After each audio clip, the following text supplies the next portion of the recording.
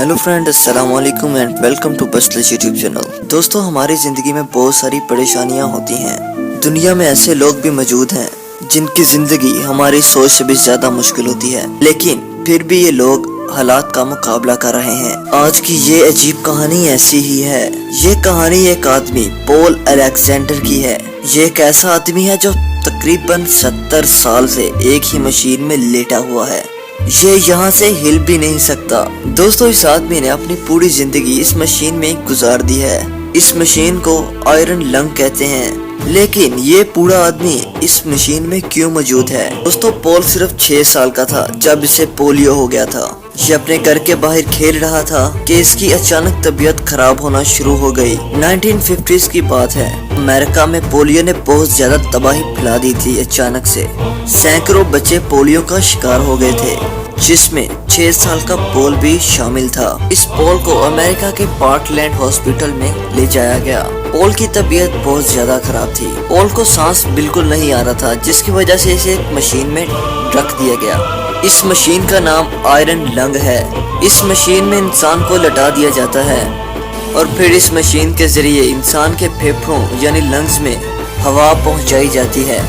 इंसान का चेहरा मशीन से बाहर रखा जाता है और बाकी सारी बॉडी इस मशीन के अंदर होती है। जब पता चला कि पॉल के फेफड़े पैरालिटिक पोलियो की वजह से खराब हो चुके हैं, पॉल को जिंदा रखने का सिर्फ एक ही तरीका था, और वो ये कि पॉल को इस मशीन के अंदर रख दिया जाए।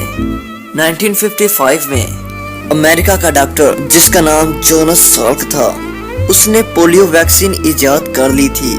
लेकिन पॉल अलेक्जेंडर की जिंदगी पोलियो ने हमेशा के लिए तब्दील कर दी थी। दोस्तों, तकरीबन पिछले 70 साल से पॉल अलेक्जेंडर इसी मशीन के अंदर लेटा हुआ है। इसकी बॉडी पैरालाइज हो चुकी है। ये सिर्फ अपना सर ही हिला सकता है। दोस्तों, पॉल अलेक्जेंडर ने अपनी पूरी जिंदगी इसी एक मशीन में गुजार दी, लेकिन पॉल ने बिल्कुल हिम्मत नहीं हारी। दोस्तों, पॉल ने पहले 18 महीने इसी मशीन में गुजारे। दोस्तों, इस हॉस्पिटल में बहुत सारे बच्चों को मशीनों में रखा गया था। दोस्तों, पॉल सिर्फ इन बच्चों को देख सकता था। दोस्तों, 18 महीनों के बाद पॉल को इस मशीन से निकाल दिया गया, लेकिन दोस्तों, पॉल की बॉडी फुल पैरालाइज हो चुकी थी, जिसकी वजह से पॉल का सांस लेना बिल्कुल मुश्किल हो गया था और पॉल को फिर एक बार मशीन में लटा दिया गया, जो कि इसकी जिंदगी की साथी बनने वाली थी। जैसा कि मैंने आपको बताया कि पॉल ने हिम्मत नहीं हारी। इसने इसी मशीन में रहते हुए हाई स्कूल से ग्रेजुएट भी कर लिया।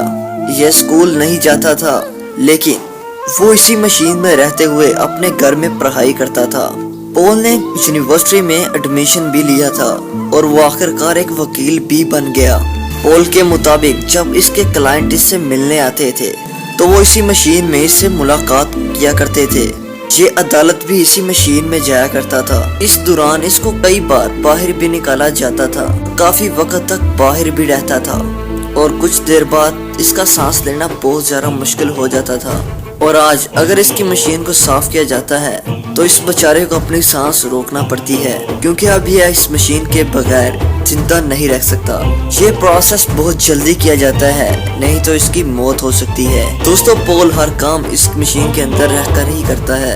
दांत ब्रश करने हो, खाना खाना हो या फिर शेव करनी हो, इस मशीन के अंदर होल्स भी बने हुए हैं जिनके जरिए पॉल को नहलाया जाता है। जाहिर सी बात है कि ये काम पॉल खुद नहीं कर सकता। पिछले 30 साल से पॉल के साथ एक औरत है जो इसका ख्याल रखती है। दोस्तों, पॉल को किताबें पढ़ने का बहुत ज्यादा शौक है। ये मुंह में पेन पकड़कर पेंटिंग भी कर सकता है। इसको टीवी देखना अच्छा नहीं लगता।